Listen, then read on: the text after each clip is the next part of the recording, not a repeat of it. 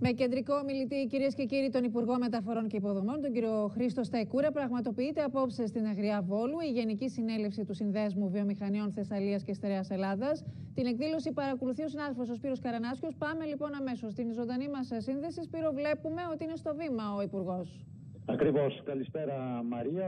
Ο κύριος Σταϊκούρας, όπως είπες, είναι ο επίσημος προσκεκλημένος ομιλητής της ανοιχτής εκδήλωσης της 64ης Γενικής Συνέλευσης του Συνδέσμου Βιομηχανιών Θεσσαλίας και Στερεάς. Η κεντρική θεματολογία της φετινής συνέλευσης επικεντρώνεται στις τρέχουσες και μελλοντικές προοπτικές ανάπτυξης των υποδομών και μεταφορών στην Θεσσαλία και τη Στερεά Ελλάδα, και γι' αυτό το λόγο προσκάλεσαν τον αρμόδιο Υπουργό Υποδομών, τον κύριο Σταϊκούρα, να δώσει το παρόν και να μιλήσει. Ο κύριος Σταϊκούρας έχει ξεκινήσει ήδη την ομιλία του πριν 5 λεπτά.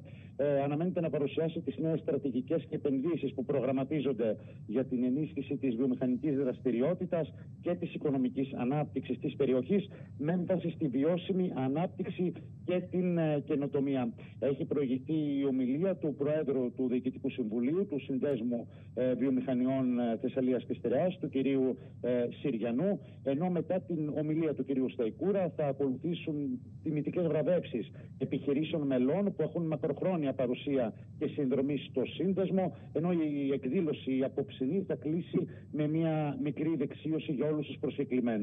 Να τον ακούσουμε, μπορούμε να έχουμε ήχο.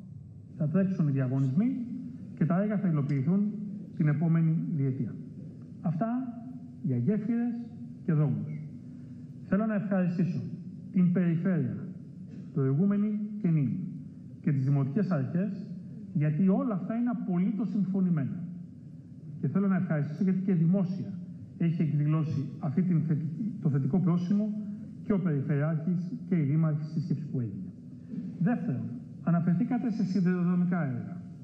Το κόστος αυτών είναι 463 εκατομμύρια ευρώ. Αφορά την κύρια γραμμή, ορθώς είπατε, τη γραμμή Λάρισα-Βόλος, αλλά και το τμήμα Παλαιοφάρστολος-Καλαμπάκα. Και φυσικά το τρενάκι του Πηλίου, το οποίο το αποκαταστήσαμε όπως είχαμε δεσμευτεί, αλλά χρειάζονται μονιμότερες παρεμβάσεις περίπου 2,5 εκατομμύρια ευρώ. Στη γραμμή Λάρισα-Βόλος, ανοίγω μια παρένθεση, είναι εξαιρετικά σημαντικό να κάνουμε όρους υψηλότερης βιωσιμότητας αυτής της σιδηροδρομικής γραμμής και καλύτερης πρόσβασης και σύνδεσης με το λιμένα του Βόλου. Το μέλλον της Ελλάδος, όπως θα πω μετά, είναι κατά την άποψή μου η σύνδεση των λιμένων με το σιδηρόδρομο και η σύνδεση του ελληνικού σιδηροδρόμου με την Ευρώπη. Άρα, κατά αντιστοιχεία, το καλοκαίρι διαγωνισμοί, την επόμενη διετία η μόνιμη αποκατάσταση αυτών των φυσικών καταστροφών. Τρίτον, αποκατάσταση ζημιών σε σχολεία. Έχουμε προσδιορίσει 33 σχολικές μονάδες σε Θεσσαλία και Στερεά Ελλάδα. Το υπολογισμός 30,5 εκατομμύρια ευρώ. Οι αποκαταστάσεις έχουν ξεκινήσει.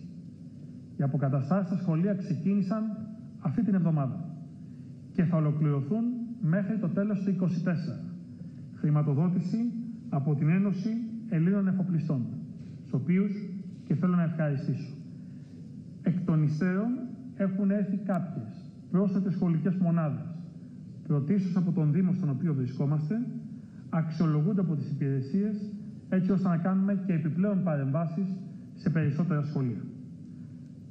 Τέλος του 2024 θα είμαστε έτοιμοι στις σχολικές μονάδες, στα σχολεία τα οποία δεν θα λειτουργούν το επόμενο χρονικό διάστημα, οι αποκαταστάσεις θα είναι ταχύτερες. Τέταρτος άξονας. Τελείωσαμε τις φυσικές καταστροφές. Αλλά δεν είναι μόνο οι φυσικές καταστροφές, είναι και άλλες υποδομές. Πάμε λίγο να δούμε τον πρωτογενή τομέα. Υλοποίηση υδραυλικών και αντιπλημμυρικών έργων. Μιλάω πάντα, κύριε Πρόεδρε, για αυτά που έχουμε εμείς πολιτική ευθύνη να υλοποιήσουμε. Προφανώς η κυβέρνηση λειτουργεί συνεκτικά και πολλοί άλλοι συνάδελφοι έχουν να συμβάλλουν στην ανάπτυξη του τόπου εδώ. Εδώ στον τέταρτο άξονα θα μιλήσω για 4 παρεμβάσεις, πολύ πρόσφατες. Το ένα αντιπλημμυρικά έργα. Αντιπλημμυρικά έργα θωράκιση των περιοχών Πέριξ του Ε65. Ευθύνη του παραχωρησιούχου. Ύψος 43 εκατομμυρίων ευρώ. Θα υλοποιηθεί τους επόμενους μήνες. Δεύτερον, υπεγράφει η 1η Ιουνίου του 2024, αυτό το μήνα, Η σύμβαση κατασκευής θα μοιευτεί στη θέση Αγιόκαμπος, εδώ, κοντά σας. Το έργο θα καλύψει την άρδευση της πεδιάδας έκτασης πάνω από 13.000 στρεμμάτων, αλλά και παραλιακών περιοχών στον Αγιόκαμπο. Τρίτον, συμβασιοποιήθηκε 2 Μαΐου του 2024, δηλαδή πριν από ένα μήνα, η κατασκευή δικτύων άρδευσης σε όλο το νομό του Ικάλου. Και τέταρτον, βρίσκεται σε φάση ορίμανσης το εξαιρετικά σημαντικό έργο ΣΔΙΤ της κατασκευής φράγματος στον ποταμό Ενιπέα. Άρα μίλησα μόνο για αυτόν τον άξονα, για 4 πρωτοβουλίες που είχαμε αναπτύξει το τελευταίο δίμηνο, έτσι ώστε να βοηθήσουμε τον πρωτογενή τομέα. Πέμπτος άξονας. Το υπενηχθήκατε και αναφερθήκατε σε ένα κομμάτι αυτού, είναι η υλοποίηση σημαντικών οδικών έργων. Παραδώσαμε πολύ πρόσφατα με τον Πρωθυπουργό ενοποιημένο το μεγαλύτερο τμήμα του αυτοκινητοδρόμου Κεντρικής Ελλάδος του Ε65 από τη Λαμία μέχρι την Καλαμπάκα. Και ορθώς αναφέρατε ότι αυτό το έργο είναι πρωτίστως σημαντικό για 2 από τις περιφερειακές ενότητες της περιφέρειας Θεσσαλίας. Πρόκειται για τον τρίτο κάθετο εθνικό άξονα της υπηρετικής Ελλάδας. Αλλά δεν έχουμε τελειώσει, πρέπει να τον ολοκληρώσουμε. Η πρόοδος στα τελευταία 46 χιλιόμετρα μέχρι την Εγνατία Οδό είναι σημαντική, υπερβαίνει πλέον το 50%. Εκτιμούμε ότι στο τέλος του 2025 θα έχουμε παραδώσει όλο τον Ε65, που είναι εξαιρετικά σημαντικό έργο για τη βιομηχανία και την ανάπτυξη πρωτίστως της Θεσσαλίας. Ταυτόχρονα όμως έχουμε ξεκινήσει και τις εργασίες στο τμήμα Μπράλος-Άμφισσα και ολοκληρώνονται οι γεωτεχνικές μελέτες σε τμήμα του οδικού άξονα Λαμία-Καρπενήσι.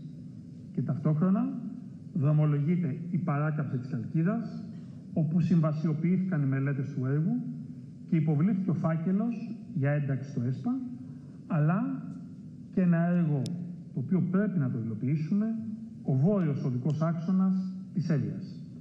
Βλέπετε συνεπώς ότι ως Θεσσαλία, ως Στερεά Ελλάδα, υλοποιούνται σημαντικές πρόσθετες οδικές παρεμβάσεις πέραν από τον ΠΑΘΕ, έτσι ώστε να βοηθήσουμε την βιομηχανία να εξελιχθεί και να αναπτυχθεί.